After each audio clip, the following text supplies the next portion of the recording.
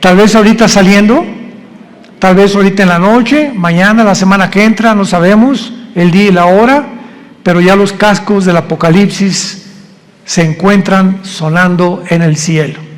Y a la voz del novio está gritándole a la novia: vengo por ustedes, prepárate, porque muchos en ese momento me dirán: Señor, Señor, y les contestaré: yo nunca te conocí. Hablamos lenguas, hicimos milagros. También los demonios pueden imitar los dones y pueden imitar los milagros. Nunca los conocí porque nunca hicieron mi voluntad. ¿Y cuál es la voluntad de un cristiano? Bueno, cuando se formó la iglesia, desde el inicio de la iglesia, Hechos 1:8, y recibirán poder cuando haya venido el Espíritu Santo y me serán testigos. Entonces, la voluntad de Dios es que tú y tú y tú y yo y todos los que seguimos a Jesús hablemos del amor de la cruz. Le hables a tu familia, le des testimonio de lo que Dios hizo en tu vida. Puedes comenzar con eso: fíjate que pues yo era así y era así, etcétera, etcétera, en la Navidad, en una fiesta, en un cumpleaños, y mi vida cambió. ¿Y por qué? Pues conocí a Jesucristo. Oye, pues yo también sigo a Dios, etcétera, etcétera. Y le contestas tú: ¿a cuál Dios? Los hindúes tenían 6 millones de dioses. Entonces la gente tiene muchas escapatorias, ¿verdad? Yo sigo a Jesús. Una vez le pregunté a una persona y le dije: ¿a cuál? ¿Cómo que a cuál? Le dije: mi cuñado se llama Jesús. O sea, entonces seguimos a Jesús. Bueno, hay cantidades de Jesuses, ¿no? Y el Jesús de la Biblia es otra cosa. Entonces vamos adiestrándonos para prepararnos, para estar mejor listos para estos tiempos que vivimos. Muy bien. Muchas personas creen que el rapto de la iglesia va a ser el inicio de la tribulación.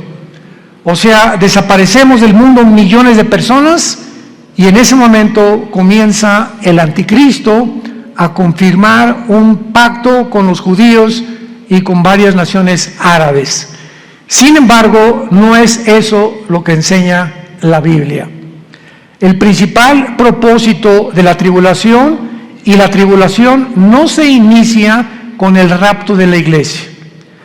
Podemos irnos, por ejemplo, hoy en la noche en el rapto de la iglesia, viene Cristo mañana por nosotros, y pueden pasar 1 mes, 2 meses o tal vez 1 año cuando comience la tribulación.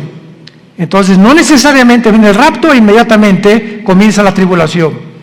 La tribulación, los que quieran apuntar, comienza, tiene su inicio cuando el anticristo confirme un pacto de paz con la nación de Israel y con naciones árabes. Abran sus Biblias en el libro de Daniel, capítulo 9, versículo 27. Daniel 9, versículo 27. En este capítulo 9 de Daniel, de los versículos 24 al 27, se encuentra la famosa semana 70 de Daniel. Porque hace 2600 años, Daniel se encontraba en Babilonia cuando comenzó a leer al profeta Jeremías. Y Daniel descubre, leyendo el profeta Jeremías, de que el exilio o todo ese tiempo en que Nabucodonosor se llevó a los judíos a Babilonia, los 70 años de exilio estaban por terminar. Y Daniel se sorprendió, era un hombre de Dios que oraba 3 veces al día, en la mañana, en la tarde y en la noche. Estamos hablando de 1 a 2 horas diarias, perdón, en cada término de su oración. Entonces se hinca Daniel en el capítulo 9 y comienza a orar a Dios. Señor, ya va a terminar la cautividad babilónica. Jeremías profetizó que serían 70 años, y como él era un hombre que estudiaba la Biblia, como muchos cristianos, me espero que lo estén haciendo, estaba consciente de lo que iba a pasar. Entonces Daniel, después de orar, Dios le manda un ángel. Y el ángel baja del cielo, y antes de que el ángel llegue a Babilonia o a donde estaba Daniel, Satanás envía a otro principado, al principado tal vez de Grecia o de Persia, para impedir que el ángel que mandaba Dios llegara a la tierra y le diera a Daniel el programa o la respuesta de cuánto faltaba para que Dios terminara con la nación de Israel. Entonces hay una guerra en el cielo, está en el capítulo 10 de Daniel, hay una guerra en el cielo, finalmente el ángel llega hasta donde era Daniel, y el ángel le revela a Daniel todo el programa cronológicamente de la nación de Israel. Porque todo el Antiguo Testamento, el pueblo de Dios es Israel. El Nuevo Testamento es la iglesia, y la iglesia no es Israel, ni Israel es la iglesia. Son dos entidades completamente diferentes. Israel no era el cuerpo de Cristo como se formó con la iglesia. Nosotros somos el cuerpo de Cristo. Israel era la esposa del Padre, y Dios se divorcia, le da cartas de divorcio a Israel, y hasta el momento Israel, el antiguo pueblo de Dios, se encuentra en la banca. Y Dios forma a una entidad nueva que se llama la iglesia desde hace 2000 años, después de la resurrección de Jesucristo y desde el día de Pentecostés. Entonces la iglesia es una entidad completamente diferente de Israel. Entonces Dios, el ángel le dice a Daniel, Daniel, Dios tiene 490 años en su programa para terminar con la nación de Israel. Y la palabra que se usa aquí son 70 semanas. Así dice el versículo 24. 70 semanas están determinadas, decretadas sobre tu pueblo, Israel, y sobre tu santa ciudad, Jerusalén. Los judíos tenían semanas de días y tenían semanas de años. Y aquí es lógico, ¿verdad? Por el contexto, que no está hablando de semanas de días, como lo vamos a comprobar. Entonces, 70 años están decretados para Israel, para que Dios ya acabe finalmente con toda la historia de Israel.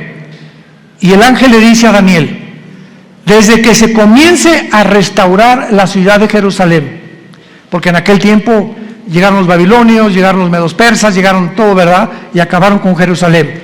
Cuando comience a ser restaurada Jerusalén, hasta el Mesías, habrá 483 años. 483 años, o sea, 6 semanas, que son semanas de años, vuelvo a repetir. ¿Cuándo se comenzó a restaurar Jerusalén? Nehemías, capítulo 2, del 1 al 6. Cuando el rey Artajerjes de Persia le ordena a Nehemías y le da permiso para que regrese a Jerusalén, que estaba hecha a pedazos, y comience su reconstrucción. Y del momento de que se decretó el regreso o la restauración de las murallas de Jerusalén hasta el Mesías, matemáticamente, damas y caballeros, santos de Dios, lo comentaba en la conferencia anterior, para cualquier ateo, cualquier escéptico, cualquier agnóstico que esté buscando evidencias en la Biblia, esto es extraordinario. Fueron exactamente, desde la reconstrucción de Jerusalén hasta la muerte de Jesús, 483 años. ¿Faltan cuánto? Faltan una semana, o sea, 7 años. Por eso se llama la semana 70 de Daniel.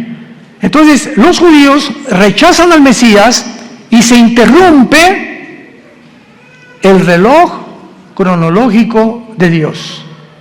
Y le dice Dios a Israel, no me vas a volver a ver, Jesús, con las palabras de Jesús, hasta que digan, Baruch Hashem Adonai Eloheinu, que significa en el hebreo, bendito el que viene en el nombre del Señor.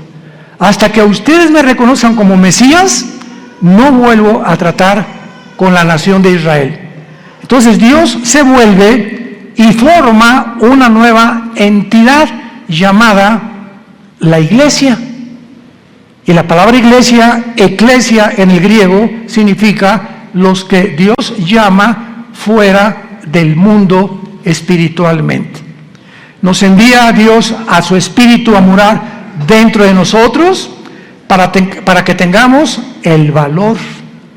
No nos dio espíritu de cobardía, le dice Pablo a Timoteo, sino de poder y dominio propio, para que tengamos el valor de hablar del Mesías al mundo, de hablar del amor de Dios a mi familia, a mis suegros, a mis hijos, a mis padres, a mis compañeros de la oficina, en el bufete, en el consultorio médico, para hablar y decirle al mundo su necesidad profunda, intrínseca, de recibir al Salvador. Ese es el valor que una persona que no tiene a Cristo no testifica. Si tú te llamas cristiano y nunca has hablado de Cristo, dudo que tu cristianismo sea real. Muy bien. Entonces, esta semana que le falta Dios a tratar con Israel, se interrumpe por el periodo o la dispensación de la época de la iglesia, que tiene que durar 2000 años. ¿Por qué 2000 años? Porque de Adán a Abraham, 2000 años, de Abraham a Cristo, 2000 años, y de Cristo a cuando termina la iglesia, 2000 años, o sea, 6000 años. Dios creó el mundo, el universo, en 7 días, ¿se acuerdan? Génesis capítulo 2. Entonces, este séptimo día, dice el Salmo 90 y 2 de Pedro 3, que para Dios un día son 1000 años, y 1000 años es como un día. Entonces, Dios establece su reloj cronológico desde los 6 días de la creación, que son un símbolo de lo que va a durar la historia del ser humano en este planeta. 6000 años nada más. Y cuando entremos al milenio, al séptimo día, vamos a entrar al reino mesiánico, que serán nuestras vacaciones. Pero ya no vamos a hablar de eso ni nos vamos a adelantar. Es importante que nos ubiquemos ahorita en lo que estamos hablando de la semana 70 de Daniel. Entonces, Israel, ahí nos vemos. Ya no te voy a ver hasta que usted me reconozca. Mientras tanto, Dios se voltea, porque la Biblia dice, los ojos de Jehová están sobre los justos, y cuando habla la Biblia de los ojos de Jehová, se refiere a su presencia. Entonces, cuando Dios dice, me volteo y no te veo, significa, Dios te ha dejado. Haz lo que tú quieras, Pepito, haz lo que quieras, Carmelita, ya no me vuelvo a meter con tu vida. Y se voltea a Dios y te deja que te hundas y toques fondo. Es la forma como Dios juzga a los seres humanos. Si cuando venga tribulación y angustia me buscarás, y entonces no responderé. Porque no es cuando tú quieras, es cuando oigas su voz, no te endurezcas. Y ahorita ustedes están escuchando la voz de la palabra de Dios. Entonces, adiós Israel, Dios forma a la iglesia y comienza a trabajar con nosotros, con el Espíritu Santo. La iglesia tiene que llegar a su final. Porque si no llega a su final, ¿cuándo va Dios a regresar con Israel?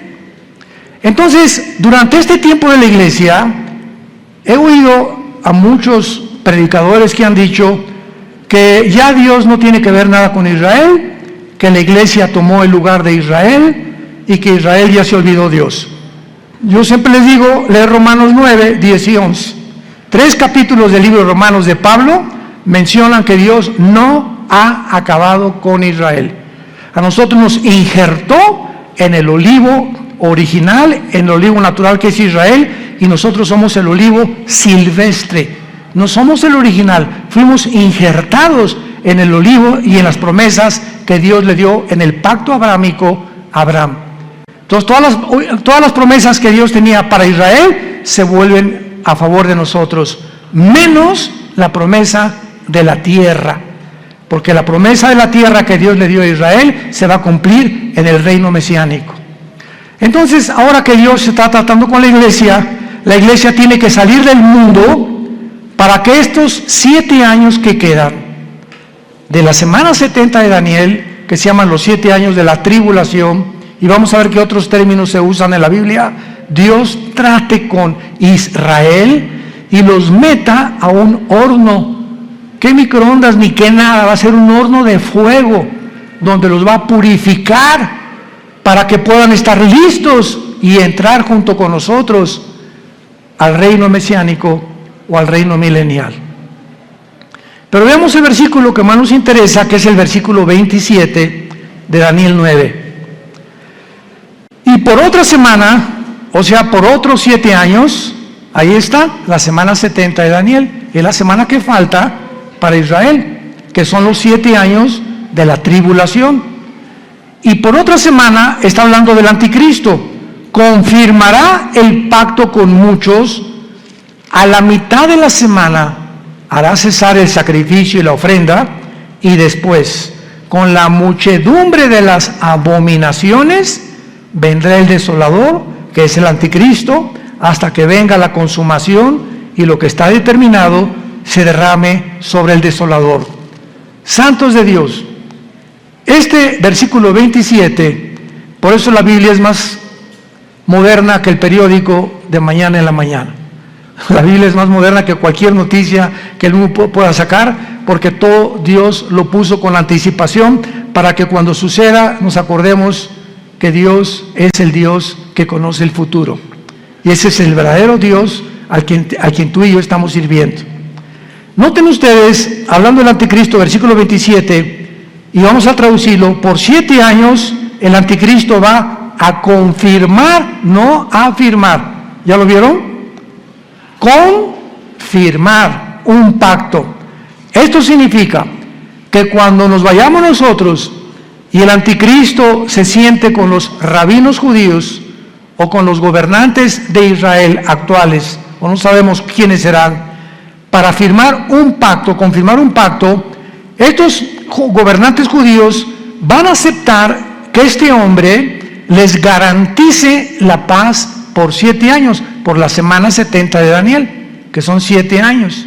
Entonces el anticristo les va a decir: por 7 años les garantizo que ninguna fuerza externa, ningún poder, ni Rusia, ni China, ni nadie los va a atacar. Pero al mismo tiempo dice: confirmará el pacto con muchos, aparte de Israel. ¿Quiénes son estos muchos? Las naciones árabes, que han sido su principal enemigo de Israel. Ahora, qué maravilloso. Desde 1948 que Israel se estableció como nación soberana, independiente y libre, y el mundo estupefacto volteó hacia Israel, en un día se formó una nación, después de casi 2000 años que estuvieron exiliados por todo el mundo. Entonces, esto es impresionante, porque desde 1948 hasta principios de este siglo, síganme con cuidado, hasta principios de este siglo, solo dos naciones árabes habían firmado pactos de paz con Israel: Jordania y Egipto, que todavía permanecen estos paz con Israel. Pero en estos últimos meses de la administración de Trump y la administración de los demócratas en Estados Unidos, las naciones árabes, aparte de Egipto y Jordania, cosa que nunca se había visto en la historia, comenzaron a decirle a Israel: ¿nos das chance de estar bajo tu paraguas? ¿Qué? ¿What? ¿Nos das oportunidad de que quedemos bajo su protección? ¿Cómo? ¿Qué hizo que las naciones árabes comenzaran? Bahrein, los Emiratos Árabes Unidos, Sudán, Marruecos, le estén pidiendo ayuda a Israel a entrar en lo que se llama el Acuerdo de Abraham, que firmó Israel con los Emiratos Árabes, con Bahrein, puras ciudades árabes, y últimamente ya son casi 6 o 7 naciones árabes que están bajo el paraguas de Israel por causa de Irán. Porque Irán comienza a bombardear a Arabia Saudita hace 1 o 2 años, a sus pozos petroleros, y Estados Unidos no interviene, ni tampoco Israel, porque Israel no tiene ningún pacto con Arabia Saudita, es la nación más grande de toda la península arábica. Entonces, se dan cuenta los árabes que si Estados Unidos no los protege ya, solamente les queda la aviación y el ejército de Israel, que es el ejército más poderoso del mundo entero. Así de chiquititos, pero bien picosos. Entonces comienzan a pedirle ayuda a Israel: oye, vamos a un acuerdo. Israel feliz, ¿verdad? Porque ahora Israel les da protección y se están protegiendo más y más y más. Y cuando dice que el anticristo va a firmar con Israel y con muchos, ya son 7 naciones árabes las que han firmado el Acuerdo de Abraham. Falta Arabia Saudita. Y Arabia Saudita, ahora que vino el presidente Biden a Arabia, todo el mundo, primero fue Israel, después fue Arabia, todo el mundo estaba esperando porque él venía a eso. Pues vamos a convencerlos de que firmen y se unan a Israel. Pues el jeque de Arabia Saudita le dijo al presidente Biden: no vamos a firmar ningún tratado de paz con Israel, porque tenemos una sola condición: cuando Israel haga la paz con los palestinos y Israel le permita a los palestinos poner un Estado palestino dentro de Israel, firmamos el acuerdo de Abraham, cosa que los judíos nunca van a hacer. Así que le están pidiendo, ¿verdad?, algo que está completamente en contra de la misma política de hace más de 75 años que se formó Israel, para que ellos permitan que los palestinos formen un Estado dentro de Israel. Imagínense, ahorita están los palestinos en la Franja de Gaza, están en el Banco Oriental, en Jericó, y están en la frontera con Galilea, en las colinas del Golán, Siria, apuntando los cañones contra Israel. Entonces imagínense que en México haya dos Méxicos. O sea que la península de Yucatán y Chetumal, etcétera, etcétera, le digan al presidente: pues nos independizamos del gobierno mexicano, pero vamos a estar dentro de la República Mexicana, pero con dos gobiernos. Vamos a hacer completamente dos gobiernos, y va a haber dos gobiernos dentro del mismo terreno geográfico de la República Mexicana. Pues esperamos guerras, ¿verdad? Esperamos siempre haber problemas, porque pues ¿cómo vamos a poder estar dos presidentes gobernando el mismo terreno geográfico que nos pertenece desde hace miles de años? Entonces Arabia Saudita está ahorita completamente descansando, ¿verdad? Está en pausa hasta que Israel le conceda a los palestinos tener una nación dentro de Israel, cosa que va a suceder. ¿Dónde lo encontramos? En el libro de Joel, en el Antiguo Testamento. Ahí denle la vuelta a Oseas, después de Daniel, para que no se vayan hasta Génesis, y luego sigue Joel, no se pierdan tanto. Y aquí en el libro de Joel, capítulo 3, que describe la Tercera Guerra Mundial y la venida de Jesucristo, dice así: Joel capítulo 3, versículo 1 y 2, principalmente: porque he aquí que en aquellos días y en aquel tiempo en que haré volver la cautividad de Judá y de Jerusalén, reuniré a todas las naciones y las haré descender al valle de Josafat, o sea, al valle del Meguido, donde será y se librará la Tercera Guerra Mundial, conocida como la batalla del Armagedón, que se encuentra en Apocalipsis 16, del 12 al 14. Los reuniré en el valle de Josafat, y allí entraré en juicio con ellas a causa de mi pueblo y de Israel, mi heredad, a quienes ellas esparcieron entre las naciones y repartieron mi tierra.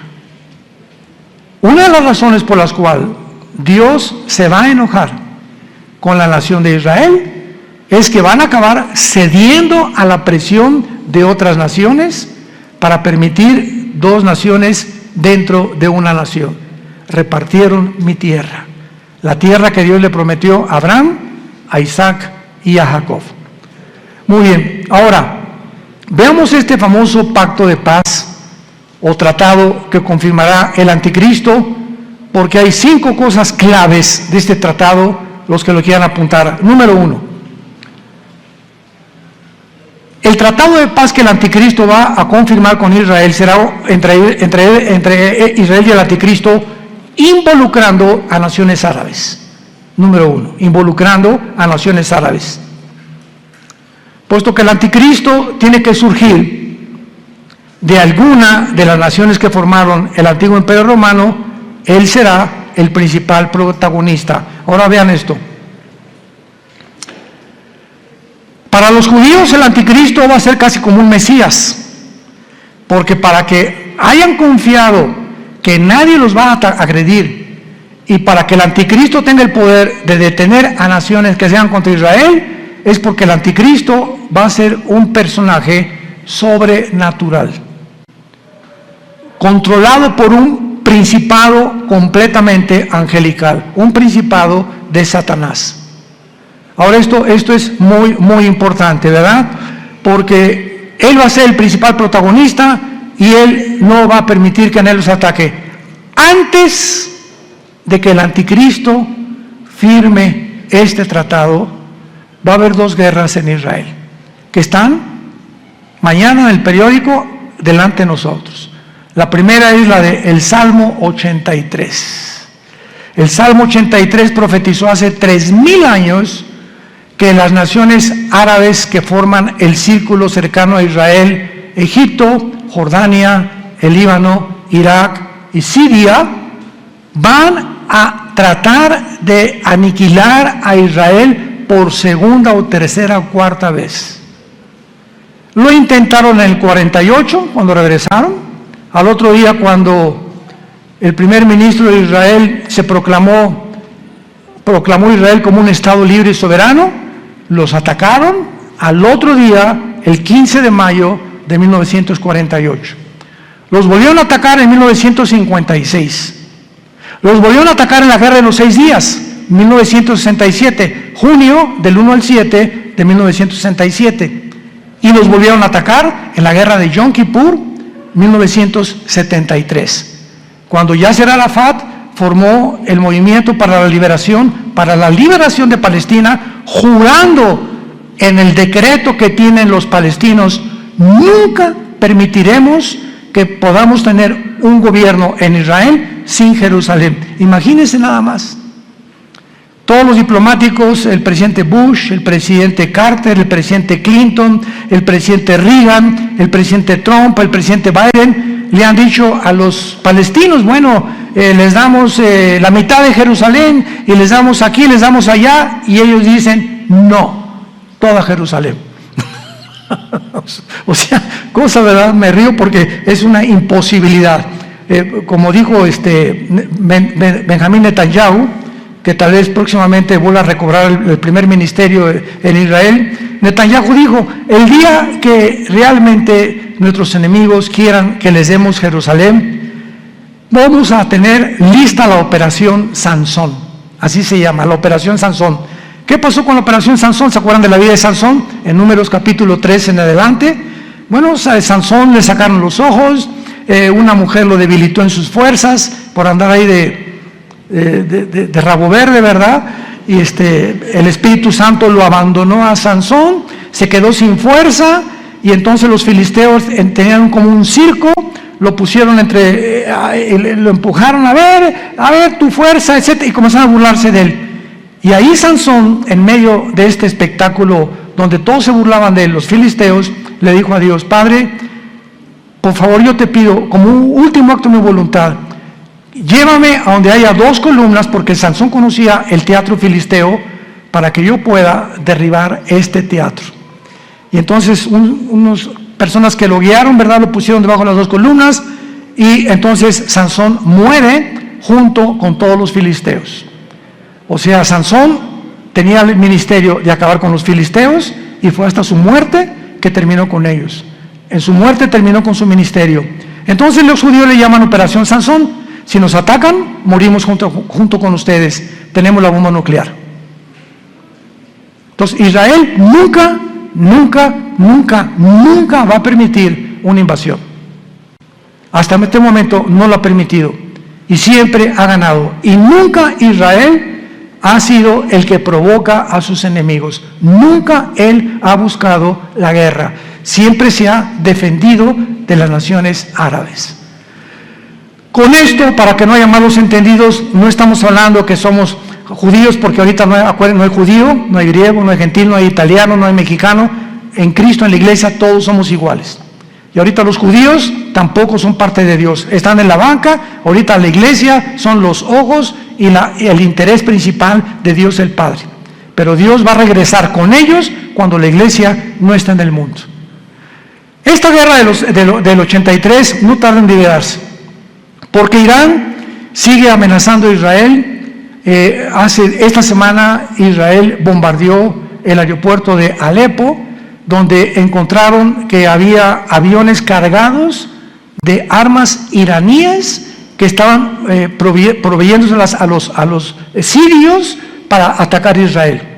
Entonces, ahorita Israel anda, ¿verdad?, pero con los ojos abiertos con sus aviones F-35 vigilando por todos lados que no haya movimientos de armas de Irán, principalmente a Líbano, a Siria o a Irak, porque son las naciones donde Irán tiene la supremacía. Irán ahorita sostiene a Hezbollah, el grupo terrorista más grande del mundo en el Líbano, sostiene a los yudis en Yemen, en la península arábica, y sostiene al grupo de Hamas en la franja de Gaza o en la franja de los palestinos. Así que Irán ahorita es el peligro número 1 del Medio Oriente y es el que va a iniciar esta guerra para que ataquen a Israel. Muy bien. Después de esta guerra, que tal vez nosotros la vayamos a oír en estos días, porque ya no tarda ahorita con tantos viajes que están bombardeando Israel y a Siria e Irán, y van a tener que responder, y se va a armar un conflicto muy bélico, muy grande. Israel va a volver a ganar, de acuerdo al Salmo 83, va a volver a ganar. Y después de la guerra del 83, viene la guerra de Gog y Magog. Ezequiel 38 y Ezequiel 39, en el Antiguo Testamento. ¿Cuál es la guerra de Gog y Magog? Cuando Putin vea que ya los judíos vencieron a los árabes. Ahorita Putin está reuniendo a todas las naciones islámicas del mundo entero bajo su sombrilla. Y bíblicamente, en Ezequiel 38, las naciones que van a estar en la región de Magog.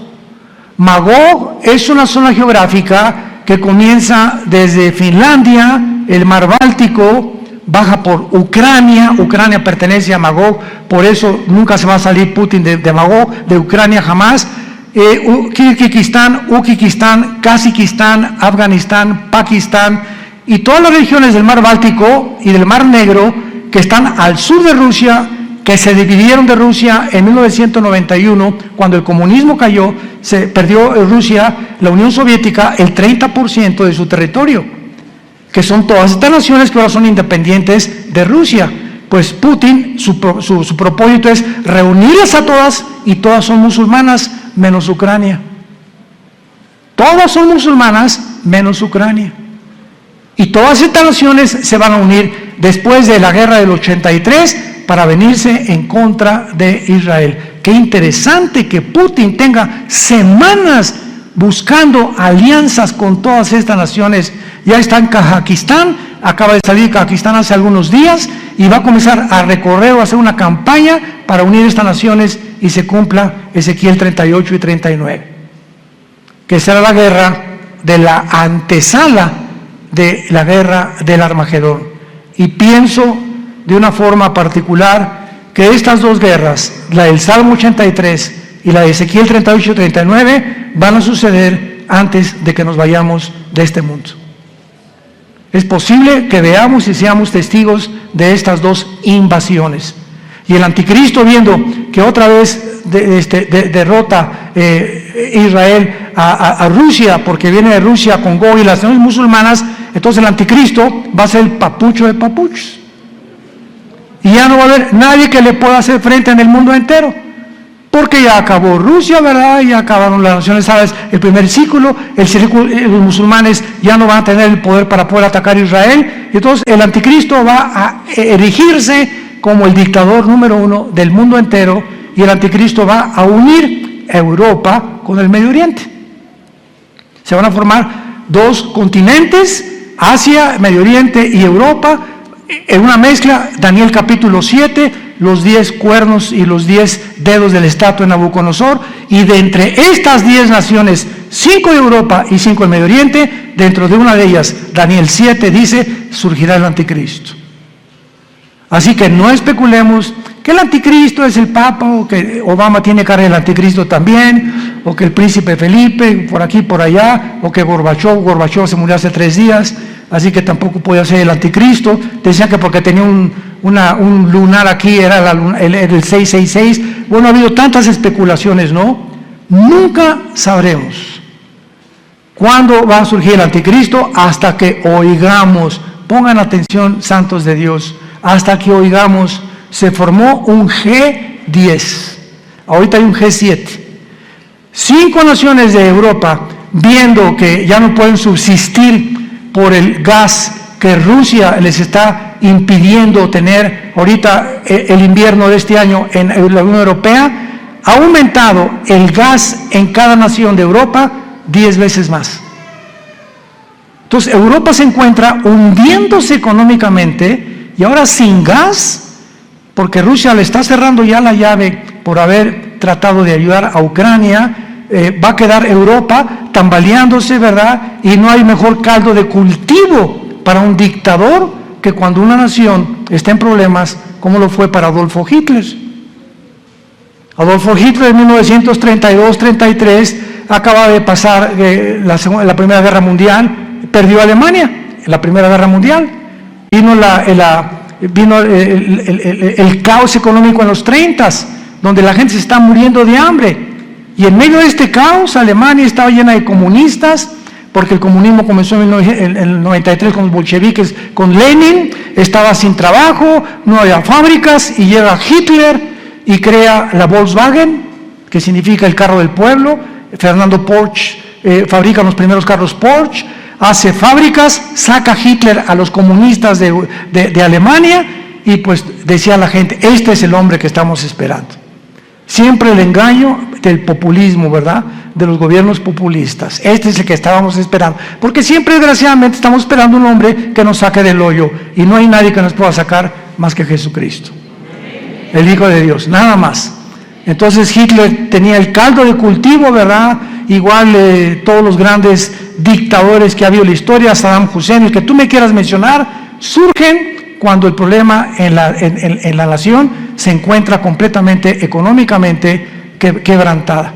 Y de ahí el que surja, la nación le estará eternamente agradecido que lo sacó del hoyo, pues el anticristo se formará y lo adorarán como Dios. De los milagros va a solucionar el problema de Europa, va a solucionar el problema del Medio Oriente, va a solucionar el problema de África, va a solucionar el problema del hambre, del clima y de todos los problemas que ahorita han sido insolubles. El anticristo tendrá la sabiduría, la destreza, el poder de poder realizarlo. Veamos en el libro de Daniel capítulo 8 lo que acabamos de comentar del anticristo. Porque aquí se escriben en estos versículos claramente los poderes del anticristo durante la tribulación.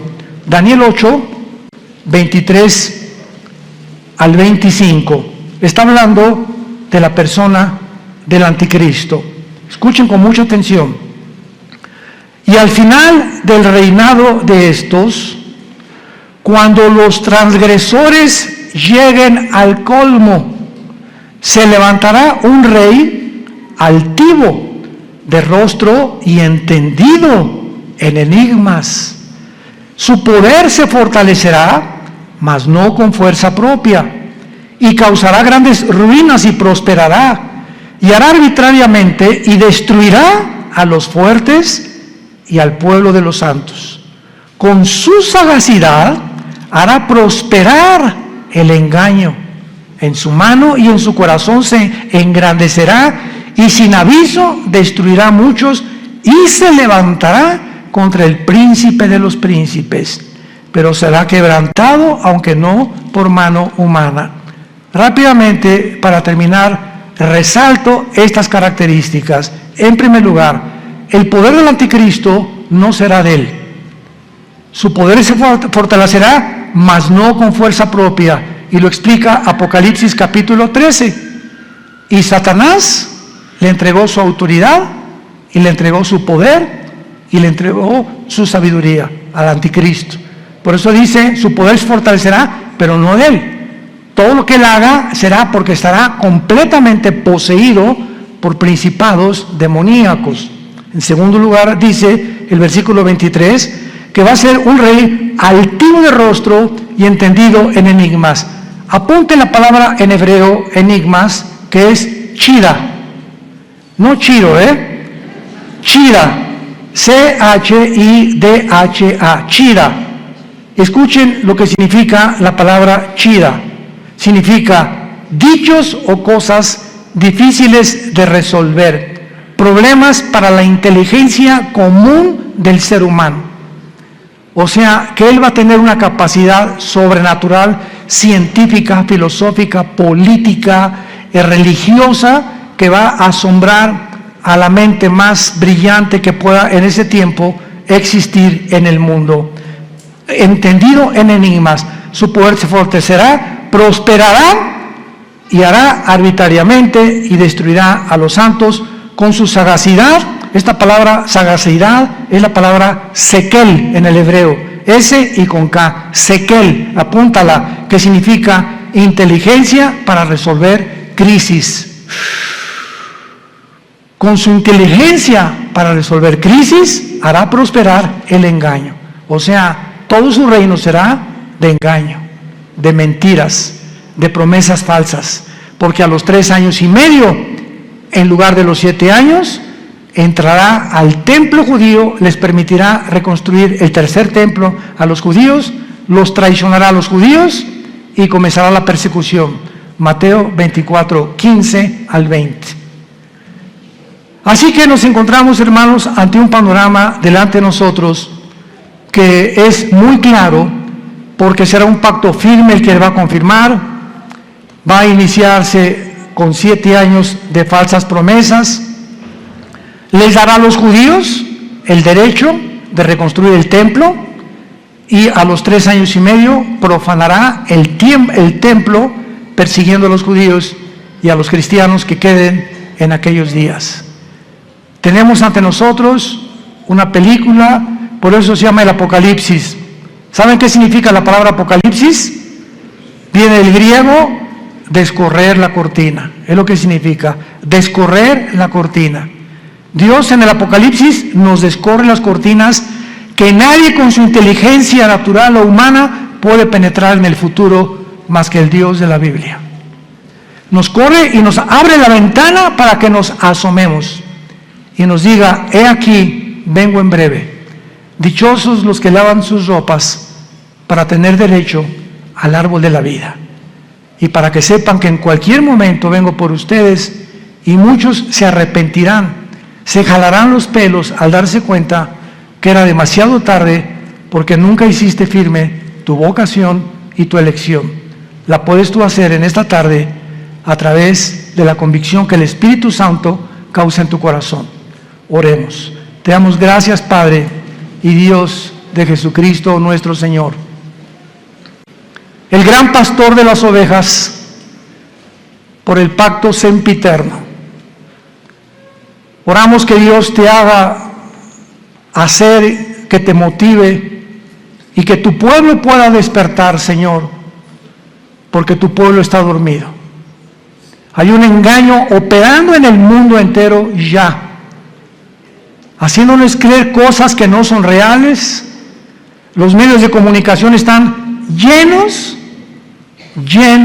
de mentiras, falsedades por todos lados, donde el mundo ya no sabe qué creer y qué no creer.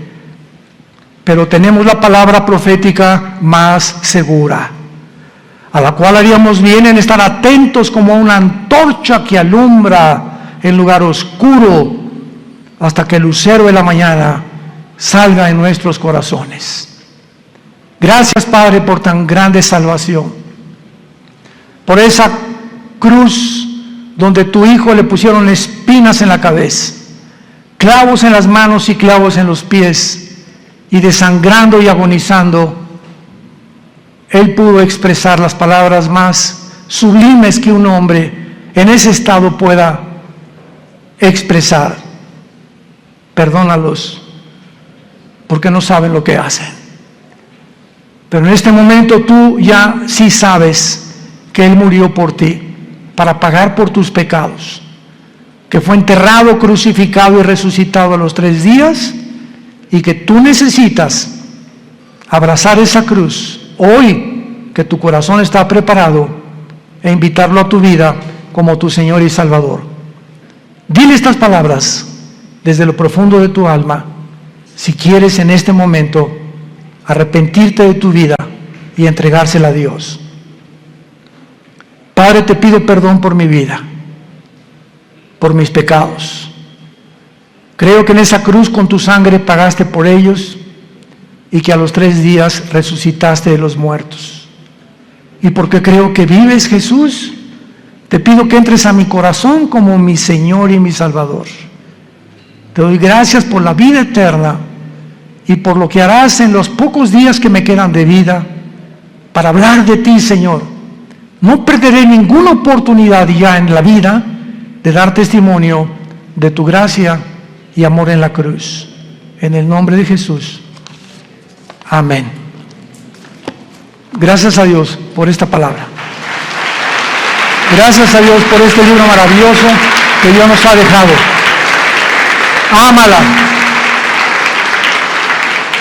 Lee la Biblia, estudia la Biblia, memoriza la Biblia, medita la Biblia, día y noche. Y Dios te promete, el Dios que inspiró este maravilloso libro, que es un compendio de 66 libros, que Él te hará prosperar en todo lo que tú hagas, si tú buscas a Él y su reino en primer lugar. Y Él no es hombre para que mienta, ni hijo de hombre para que se arrepiente. Lo que Dios cumple lo va a hacer realidad en tu vida. Pero tú tienes que apegarte, abrazar, arraigarte a esta palabra santa. En la mañana ábrela en los Salmos, en Proverbios, en Juan, léela 15 minutos, 20 minutos. Antes de leerla, Padre, abre mi corazón a tu palabra, dame entendimiento, Espíritu Santo.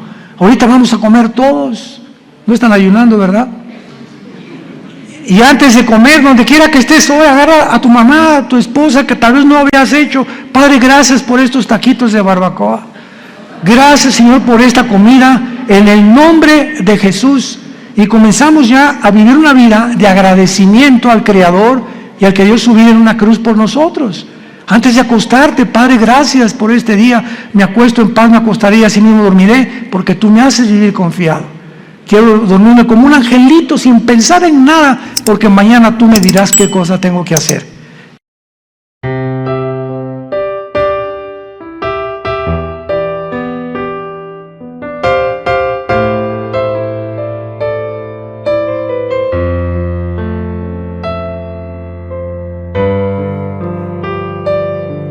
When my heart is heavier, I remember that I have got someone like you in my life.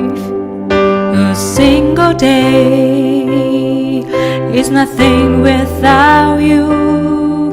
I hope that my sunshine always be with me.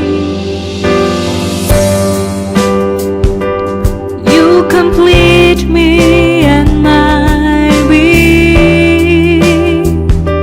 Your smile cultivates my heart. I am so not me when you look at me.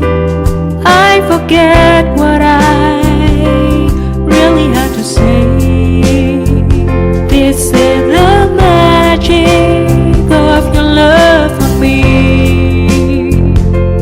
It's my soul with destiny that I am vehicle of my dreams.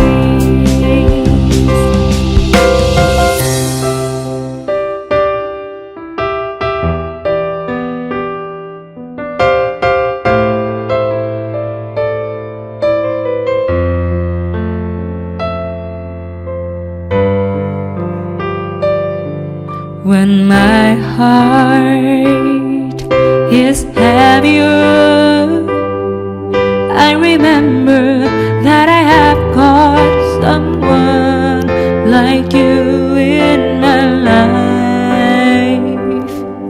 A single day is nothing without you. I hope that my sunshine always be with me.